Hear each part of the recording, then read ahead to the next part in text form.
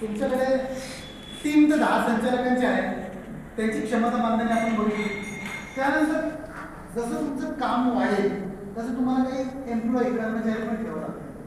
सगळे संचालकच काम करतील असं नाही. सुरुवातीला तुम्ही काम करा संचालकांनी, पण जेव्हा तुमचा कामाचा आवाका वाढेल, तुमचं इन्कम पण वाढेल, उत्पन्न वाढलं तर तुम्ही कर्मचारी ठेवू शकतो ना, तर त्यांना पगार द्यायचा तुम्हाला. त्यावेळेस तुम्हाला कर्मचारी ठेवायचे. आणि कर्मचारी ठेवताना तुम्ही विचार करा की आपण समजा एखाद्या माणसाला जर कामावर घेतलं, समजा एखाद्याला तुम्ही मार्केटिंग कामासाठी घेतलं, तर त्याचं पोझिशन काय, मार्केटिंग एक्झिक्युटिव्ह ही त्याची भूमिका आणि त्याचं काम काय, तो मार्केटिंग करणं. तर ती त्याचं रिस्पॉन्सिबिलिटी म्हणजे रोल आणि रिस्पॉन्सिबिलिटी. आता जर तुम्ही त्याला 15,000 रुपये समजा पगार द्यायचा मार्केटिंग करणाऱ्या माणसाला, तर तुम्हाला माहिती पाहिजे की त्या 15,000च्या माणसाकडनं काम काय करून घ्यायचं. त्याने कमीत कमी तुम्हाला 1.5 लाखाचं काम करून दिलं पाहिजे तुमच्या कंपनीला, तर तो 15,000 रुपये पगार द्यायला तुम्हाला परवडेल. नाहीतर मग लोक तुम्ही किती पण भरा, त्याची जर पूर्ण क्षमता तुम्ही वापरली नाही तर फक्त तुम्ही पगार देत राहा आणि शेवटी तुमच्या लक्षात येईल की अरे महिन्यात पटकन भरून गेला, गेला 15,000 पगार द्यायची नाही. मार्केटिंग काय केलं, तांदळाचं समजा तुम्हाला मार्केटिंग करायचं आहे, तर तुमच्या मार्केटिंगच्या माणसाला पहिल्या दिवशी सांगा, बाबा तू या कंपनीचा मार्केटिंग एक्झिक्युटिव्ह आहे, 15,000 रुपये तुझा पगार आहे किंवा 20,000 रुपये तुझा पगार आहे आणि कंपनीला तुझ्याकडनं ह्या अपेक्षा आहेत. तू तांदळाचं आम्हाला कर्नाटक राज्य डेव्हलप करून दे किंवा महाराष्ट्रामधलं उत्तर महाराष्ट्र कव्हर करून दे किंवा मराठवाडा पश्चिम महाराष्ट्र कव्हर करून दे. तुम्हाला क्लिअर पाहिजे की तांदळाचं तुम्हाला कोणतं मार्केट ओपन करायचं आहे. ते त्याला 3 किंवा 4 जिल्हे द्या. मग 4 जिल्ह्यामध्ये त्याला सांगा की समजा उत्तर महाराष्ट्र दिलं तर उत्तर महाराष्ट्रामध्ये 5 जिल्हे आहेत, नाशिक, नगर, जळगाव, धुळे, नंदुरबार 5 जिल्हे. मग त्याला सांगायचं की उत्तर महाराष्ट्र तुझ्याकडे दिले आहे, त्यात हे 5 जिल्हे आहेत, 5 जिल्ह्यामध्ये तांदळाचं मार्केट आपल्याला डेव्हलप करायचं. मग तिने काय केलं पाहिजे, तिने ह्या 5 जिल्ह्यांमध्ये जे मोठे मोठे व्यापारी आहेत, तांदूळ असो किंवा आंबा असो, त्या मार्केटिंगच्या माणसांनी त्या व्यापाऱ्यांना जाऊन भेटलं पाहिजे की आमच्या अशी अशी शेतकरी उत्पादक कंपनी आहे, आमची कंपनी या प्रॉडक्टमध्ये काम करते, हे सर्टिफिकेशन आहे, हा QR कोड आहे, हे सॅम्पल पण दाखवलं लागेल. आंबा खाऊन बघा, थोडंसं तांदळाचं सॅम्पल दे 100 ग्रॅम, तांदूळ तुम्ही भात करून बघा, चव बघा, वास बघा, सॅम्पल द्या थोडं थोडं त्यांना. सॅम्पल आवडलं तर ते तुम्हाला आवडतं. आंबा तर काय लगेच खाऊन बघू शकता, राईस करून बघा थोडा वेळ लागेल, पण आंबा तर जागा तुम्ही कापून सॅम्पल घेऊ शकता, खाऊन बघा कसं आहे. तुमच्या मार्केटिंगचा माणूस एक उदाहरण झालं, मार्केटिंगचा माणूस असे अनेक माणसं लागतील. अकाउंटंट लागेल तुमचे, तुम्हाला सगळं हिशोब ठेवायला कंपनीचे. अकाउंटंटला समजा तुम्ही 12,000 रुपये पगार दिला, तर अकाउंटंटला तुम्ही सांगितलं पाहिजे की बाबारे तुझ्याकडनं आम्हाला ह्या 15 कामांची जबाबदारी अपेक्षित आहे. तू रोजचे खर्च बघितले पाहिजे, त्याच्यानंतर तू माणसांना पगार किती दिला ते बघितलं पाहिजे, व्यापाऱ्यांचे किती पैसे आले, किती पैसे गेले ते हिशोब ठेवले पाहिजे. त्या अकाउंटंटने टॅली सॉफ्टवेअर वापरता आलं पाहिजे. टॅली नाही तर तो जो वया घेत बसणार तर काय होतं, तुम्ही वयामध्ये तर तुम्ही पण लिहा. तर तुमच्याकडे कॉम्प्युटर किंवा लॅपटॉप पाहिजे कंपनीकडे, आणि त्या कॉम्प्युटरमध्ये टॅली नावाचं सॉफ्टवेअर टाका, TALLY टॅली, आणि टॅलीमध्ये सगळं तुमच्या कंपनीचे हिशोब ठेवा की आपण आपल्या कंपनीने 300 शेतकऱ्यांकडनं आंबा घेतला किंवा तांदूळ घेतला, तर त्याची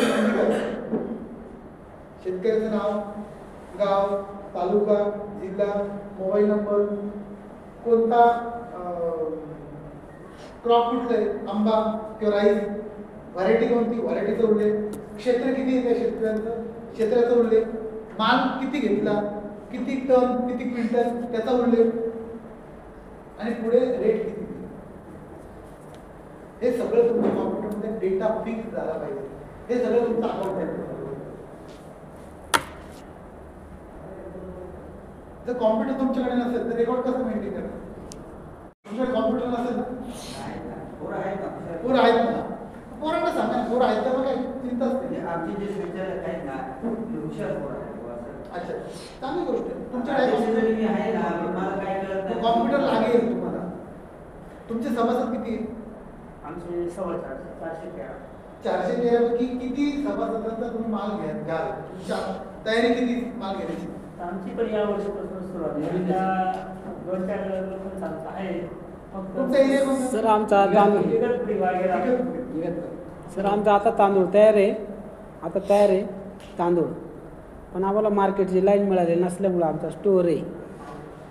तुम्ही ब्रँड बनवत. हां तर आता ब्रँड माझ्याकडे एक धुळ्यामध्ये कस्टमर होते, तर धुळ्यामध्ये एक गाव आहे उमर पाटा, ऐकलं का? त्यांच्या कंपनीचं नावच उमर पाटा आहे. उमर पाटा त्यांनी ऋतू नावाचं ब्रँड बनवलं तांदळामध्ये. ऋतू आमच्या कंपनीकडे त्यांनी लोगो पण बनवला, त्याचा लोगो बनवला, आम्ही त्याचे लेबल वगैरे त्यांना करून दिले होते. ऋतू नावाचा ब्रँड आहे आणि ते ऋतू नावाने आता तांदूळ एक्सपोर्ट पण करतात. दुबईला जाऊन आले ते. आणि त्यांची कंपनी कोणती आहे? कंपनी शेतकरी कंपनीचं आहे. मग हे ऋतू जो ब्रँड तयार केला तो वेगळ्या नावानं केला का? ऋतू हा त्यांनी प्रॉडक्टचा ब्रँड दिला प्रोडक्टचा. आणि कंपनीचं नाव आहे उमर पाटा. अच्छा. जसं की हिंदुस्तान युनिलिव्हर ही कंपनी आणि लक्स हा साबणाचा ब्रँड आहे. अच्छा. हिंदुस्तान युनिलिव्हर हा कंपनी ब्रँड आहे, ही कंपनीचं नाव आहे. पण ती जो साबण बनवते साबणाला नाव काय? लक्स. हां. किंवा गोदरेज हा कंपनी ब्रँड आहे. पण गुड नाईट आपण मच्छराला गुड नाईट लावतो, तर गुड नाईट हा प्रॉडक्टचा ब्रँड आहे. किंवा पिडीलाइट हा कंपनी ब्रँड आहे आणि फेविकॉल हा प्रॉडक्टचा ब्रँड आहे. अजून उदाहरण सांगतो, नेस्ले हा कंपनी ब्रँड आहे आणि मॅगी हा प्रॉडक्ट ब्रँड आहे.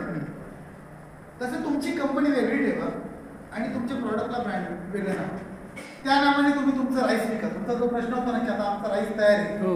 विकायचा कसा प्रश्न आहे, हो. त्याचा ब्रँड बनवा. कुठली व्हरायटी राईसमध्ये? आमची इंद्रायणी, हिरा सोना इंद्रायणी. का? आणि जिरा राईसमध्ये पण आहेत, पण वेगवेगळ्या क्वालिटी आधी. राहुरीला आमचे क्लायंट आहे, ग्रीनअप नावानी कंपनी त्यांचं, ऐकलं का त्यांच्या? ग्रीनअप त्यांनी गव्हामधलं दुर्मिळ वाण शोधून काढलं. दुर्मिळ त्याचं नाव आहे सोनामोती. तो त्याचा रेट त्यांनी 7,000 रुपये रेट शेतकऱ्यांना दिला. 7,000 रुपये रेट राहुरी. आणि तो गहू इतका भारी आहे, डायबिटीसच्या पेशंटला खूप चांगला आहे. म्हणजे आपण जे म्हणतो खपली गहू, खपली गव्हापेक्षा भारी आहे सोनामोती. आणि आता हे हिरा सोना जी इंद्रायणी आहे ना, हे विद्यापीठाचंच बियाणं आहे. त्याचा ब्रँड बनवला त्यांनी. ग्रीनअप नावाने गहू विकला नाही, त्यांनी त्याला नाव दिलं सोनामोती. जसं आपण म्हणतो ना 21-89 गव्हाची वेगळी व्हरायटी असतात ना, हो सोनम आहे, HMT आहे, तशी तुम्ही ब्रँड बनवा तांदळामध्ये. सोनम HMT नाही राहिला नाही. एक उदाहरण सांगतो तुम्हाला, पूर्वी होते फक्त ब्रँड आहे म्हणून 150 रुपये विकला जातो. लोक घेतात मॉलमध्ये. मग सर समजा ब्रँड बनवायचं आहे आपल्याला, आपल्या कंपनीला, मग काय करायला पाहिजे? तुम्ही आम्हाला कॉन्टॅक्ट करा ना, आम्ही सगळं सपोर्ट करू तुम्हाला. आम्ही तुम्हाला लोगो बनवून देऊ, त्याचं पॅकिंग डिझाईनिंग करून देऊ. माझा नंबर देऊन द्या.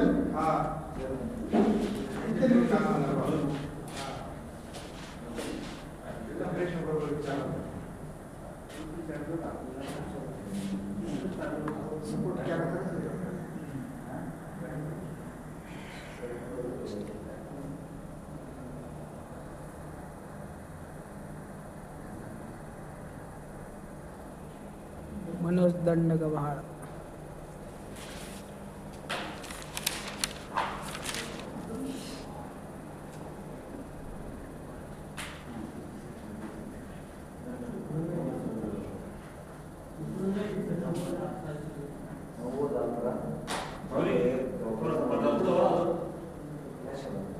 नव्वद 110 19 400. 90 110 19 400.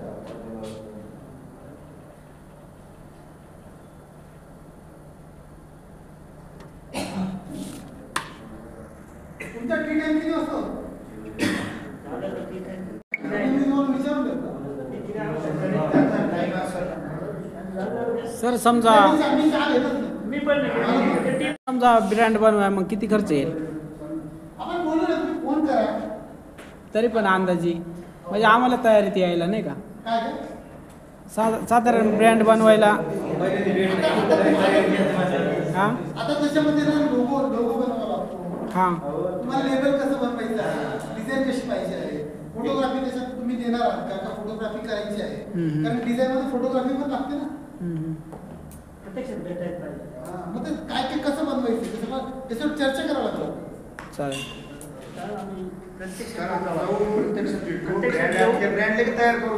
कोण आहे तो फिक्स पाहिजे. बरोबर. तुम्हाला व्यापाऱ्याला विकायचं आहे का डायरेक्ट कस्टमरला विकायचं आहे.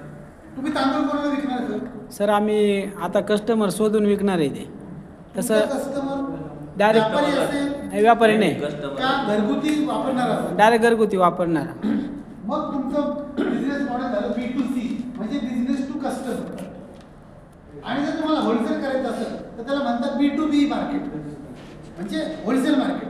म्हणजे B2B म्हणजे बिझनेस टू बिझनेस म्हणजे होलसेल आणि B2C म्हणजे बिझनेस टू कन्झ्युमर किंवा बिझनेस टू कस्टमर म्हणजे रिटेल मार्केट. नाही पहिलं आम्ही रिटेलला जाऊ आणि नंतर मग होलसेल करू. रिटेलमध्ये जा. रिटेलमध्ये तुम्ही तुमच्या नावाने विका. आता आपण जे गव्हाच्या गोण्या बघतो बघा मोठ्या मोठ्या सरबती वगैरे बघतो ना, तर गोण्यावर किती सुंदर प्रिंट केलेलं असतं. बघितलं तुम्ही? बरोबर. तसे तुमच्या गोण्या प्रिंट झाल्या पाहिजे. नाही आम्हाला आकर्षक प्रिंट पाहिजे. आकर्षक आकर्षक पाहिजे. डिझाईन पण आकर्षक करावं लागेल. मार्केटमध्ये लोक काय प्रिंट करत नाही.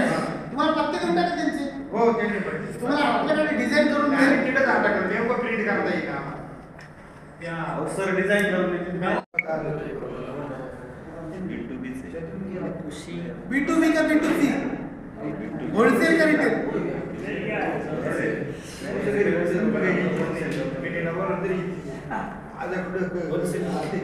होलसेल करायचं. कुठल्या क्रॉपमध्ये काम करतो. प्रॉडक्ट कोणतं. प्रोडक्ट नाही वाटलं भाजीपाला अंदाज एखादं प्रॉडक्ट सांगा. आता आमच्याकडे कसं आहे कांदा जास्त कांदा आहे आमच्या कांद्यामध्ये खूप लोक काम करतात. खूप आता आपण ॲमेझॉनचं पण केलं 1-2 प्लॉट केलेलं आपण. अजून काय प्रॉडक्ट आहे. आंबा तांदूळ अजून काय प्रॉडक्ट वेगळं काय. दोनच प्रॉडक्ट आहे तुमचे सर्वांचे. डाळिंब तुमचं काम आहे. डाळिंब कुठला भाग तुमचा. एवढा तेल्या रोग नाही. डाळिंबामध्ये तुम्ही एक्सपोर्ट करू शकता. एक्सपोर्टला फार मागणी डाळिंब. त्यात पण ब्रँड बनवा. लाल बादशाह वगैरे असं भारी नाव देतात. कोणती व्हरायटी. केशर शरद की डाळिंब आम्ही पण लावले यावर्षी. नाही लावणं वेगळं आणि त्याच्यात मार्केट म्हणून काम करणं वेगळं. आम्ही काढून टाकतात परत तेल्यामुळे नाही आमच्याकडे काय आमच्या आर्ली प्लॉट घ्यायला लागले. आर्लीमध्ये 2-3-4 वर्षातून एकच पीक चांगलं आलं. पावसाने टाईम घ्या करा तरी नाहीच आहे गेलं कंटाळून. डाळिंबामध्ये काही लोकांनी चांगला पैसा कमवतात. आमचा भाग आहे ना तसं मूळमध्ये नाही जास्त चांगलं लगेच पाऊस नागलीमध्ये काम करायला पाहिजे. तर मग 2 एकर लावायची उन्हाळी. आपले लागवड 2 एकर तुम्ही 2000 एकरचा विचार करा. 2 एकर खूप भेटतील. 2000 एकरचा विचार करा. नाही आपल्या नाही जी सर जी पावसाळी जी नागली होती ना ती आपण उन्हाळी पण पीक घेऊ शकतोय नाही का. पावसाळी नागली होती ती उन्हाळी पण पीक घेऊ शकतो आपण. म्हणजे 2 सीझन मिळतं ना आपल्याला. उत्पादनात वाढ होईल. तुम्हाला सर्टिफिकेशन काढावं लागेल. लायसन्स काढावं लागेल. उन्हाळी सोंगणी झाली का लगेच बोलू नंतर बोलू.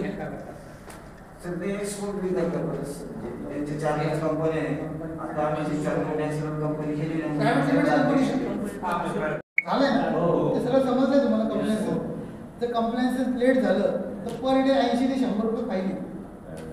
माहिती सांगितलं तुम्हाला. सर हा मग त्याच्यासाठी आहे ना आमचं ही रुटीन सुरळीत झाली पाहिजे नाही का. विक्रीची व्यवस्थाची. दोन्ही पण सांगतो. हां कारण उत्पादन पण सांगतोय. पहिले कॅटेगरी ठरवा. हां क्रॉप कुठलं प्रॉडक्ट ते ठरवा. मार्केट ठरवा. सगळ्यांमध्ये एक विचार पाहिजे, एक दिशा पाहिजे. ब्रँड 10 वर्षाची दिशा ठरवा, एक वर्षाचे टप्पे ठरवा, ब्रँड बनवा. कस्टमर कोण आहे, होलसेल आहे का रिटेल आहे ते क्लिअर करा. कन्फ्युजन नाही पाहिजे, डोक्याला ताण नाही पाहिजे, स्पष्ट पाहिजे काय काय करायचं, क्लिअर. कन्फ्युजन असेल ना तर तुम्ही आहे तिथे बरोबर फिरत राहा, प्रगती होणार नाही.